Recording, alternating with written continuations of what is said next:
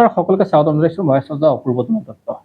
বন্ধুসকল, আজিৰ ভিডিঅ'টো আলোচনা কৰিম এনে কি চাৰিটা সংকেত আছে আৰু যি সংকেত চাৰিটাই আপোনাৰ জীৱনত ভাল দিনৰ আগমনৰ কথা কয়। অৰ্থাৎ জীৱনত বহুত আপুনি এনেকুৱা ধৰণৰ সংকেত পাব যি সংকেতৰ জৰিয়তে আপোনাৰ আগন্তুক সময়বিলাক পজিটিভ নে নেগেটিভ আপুনি গম পাব। আৰু তাৰ ভিতৰত আজি আপোনালোকক চাৰিটা কথা কওঁ। এই চাৰিটা সংকেত যদি আপুনি দেখে বা শুনে বা আপুনি যদি অনুভৱ কৰে, তেনেহ'লে আপোনাৰ আগন্তুক সময়খিনি যে পজিটিভ হৈছে সেই কথা আপুনি পূৰ্বানুমান কৰিব পাৰে। প্ৰথম কথা, আপুনি যদি সপোনত যদি পদুম ফুল দেখে, তেনেহ'লে আপোনাৰ জীৱনত নিশ্চয় ভাল খবৰ আহিব, ভাল বাৰ্তা আহিব। বিশেষকৈ আৰ্থিক স্থিতি আপোনাৰ কাৰণে ভাল হ'ব। মা লক্ষ্মীৰ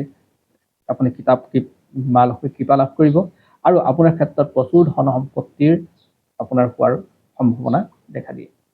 যদি ইয়াৰ পিছত যদি আপোনাক কওঁ, আপুনি ভাটৌ চৰাই যদি দেখে, অৰ্থাৎ ভাটৌ চৰাই যদি আপুনি দেখে, তেনেহ'লে আপোনাৰ ক্ষেত্ৰত পজিটিভ বাৰ্তা আহিব আৰু এই বাৰ্তা আপোনাৰ পৰিয়ালে যথেষ্ট সুখ অনুভৱ কৰিব। আপোনাৰ মান সন্মান বাঢ়িব আৰু আৰ্থিক স্থিতি আপোনাৰ কাৰণে ভাল হ'ব আৰু পূৰ্বৰ তুলনাত আপুনি সম্পদ ক্ৰয় কৰাৰ ক্ষেত্ৰত আপোনাৰ অগ্ৰাধিকাৰ হ'ব।